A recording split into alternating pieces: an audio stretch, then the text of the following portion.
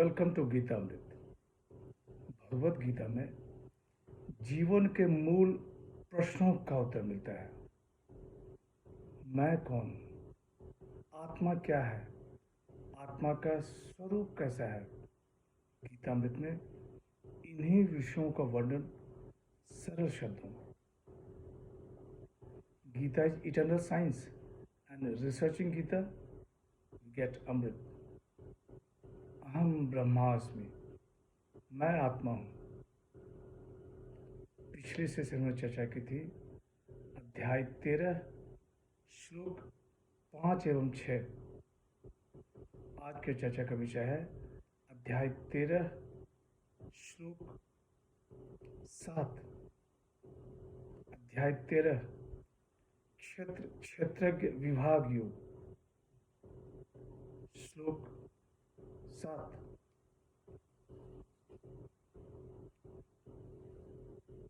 अमानित्वमदम्भित्वम् अहिंसा क्षान्तिरार्जवम् आचार्योपासनं शौचं धैर्यमात्म विनिग्रह।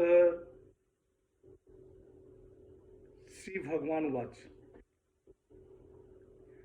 मानहीनता, दंभहीनता, अहिंसा, क्षमा, सरलता, आचार्य की उपासना, शौच, स्थिरता और आत्म संयम। The blessed Lord said, humility, integrity, non violence, forgiveness, uprightness, service of the teacher, purity, steadfastness, and self-control.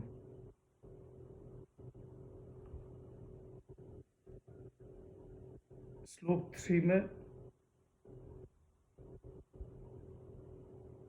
भगवान श्री कृष्ण ने कहा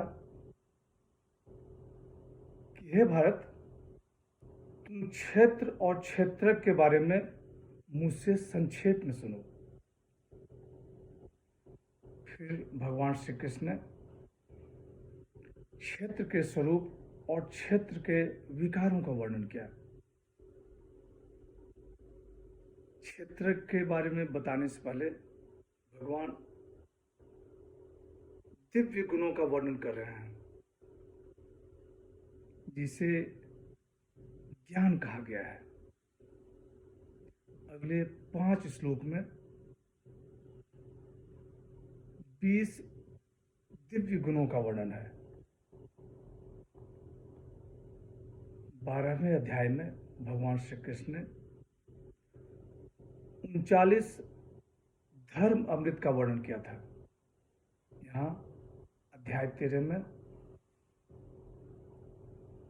20 दिव्य गुणों का वर्णन कर रहे हैं।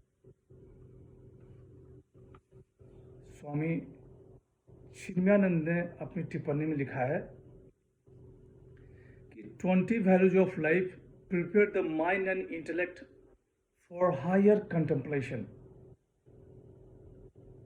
These values are prerequisite for self-realization.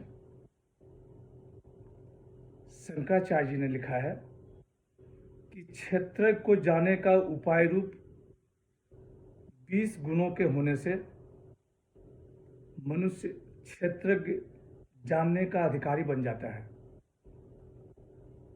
जिसका परायण हुआ सन्यासी ज्ञान निष्ठ कहलाता है। स्वामी राम सुखदास जी लिखते हैं कि देहधारी आत्मा 24 तत्वों से बने शरीर में बंद रहता है। यहाँ ज्ञान की जिस प्रक्रिया का वर्णन है वह उससे बाहर निकालने का साधन है। स्वामी शिवानंद जी लिखते हैं कि these are the attributes of man whose mind is turned towards inner wisdom. स्वामी मुकुंदानंद जी कहते हैं कि क्षेत्र और क्षेत्र का ज्ञान प्राप्त करना केवल बौद्धिक प्रक्रिया ही नहीं है।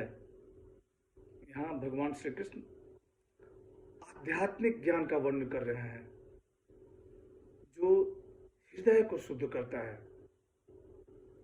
जो मन और बुद्धि को शुद्ध करता है, जो आत्म साक्षात्कार में सहायक सिद्ध होता है।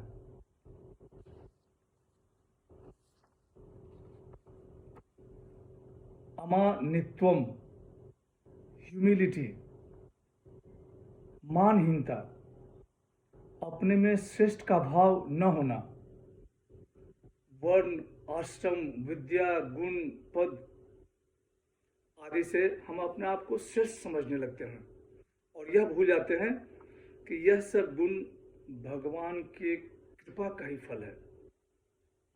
अदम्भित्वम, इंटेग्रिटी, दंभहीनता, अपने में दिखावापन का न होना, अपने धर्म को न प्रकट करना, अहिंसा, नॉन वायलेंस, प्राणियों को कष्ट न देना, मन, वाणी, शरीर से किसी को भी दुख नहीं पहुंचाना, शांति, फॉरगिवनेस, क्षमा, सहनशीलता, दूसरों के अपराध को देखकर भी क्षमा कर देना, यह समझना कि यह स्वरूप को कभी नहीं छू सकता।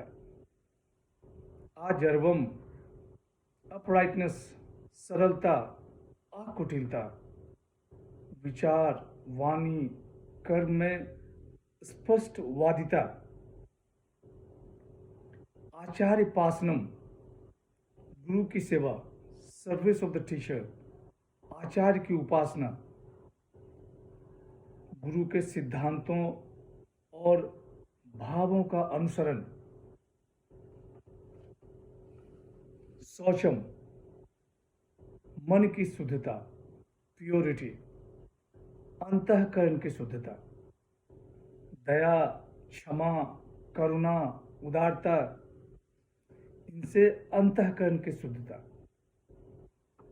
धैर्यम, स्टेडीनेस, स्थिरता, यदि उद्देश्य बना लिया है तो उस पर अडिग रहना, यदि अपना उद्देश्य तत्व ज्ञान की प्राप्ति का बना लिया है तो उस पर अडिग रहना।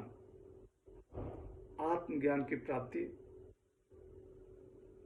एक दिन में नहीं होता, वर्षों लग जाते हैं।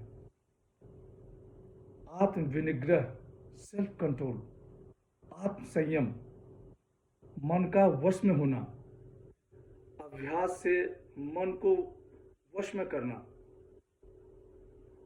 आत्म स्वरूप के अतिरिक्त विषयों से मन को हटाए रखना। यहाँ 9 दिव्य गुणों के बारे में बताया गया। आगे 11 और दिव्य गुणों के बारे में बताया जाएगा। आज की चर्चा यहीं समाप्त करते हैं। अगले सेशन में चर्चा को और आगे बढ़ाएंगे। यदा यदा हि धर्मस्य ग्लानिर्भवति भारत अभ्युत्थानम् अधर्मस्य तदात्मानं सृजाम्यहम्। हरे कृष्ण।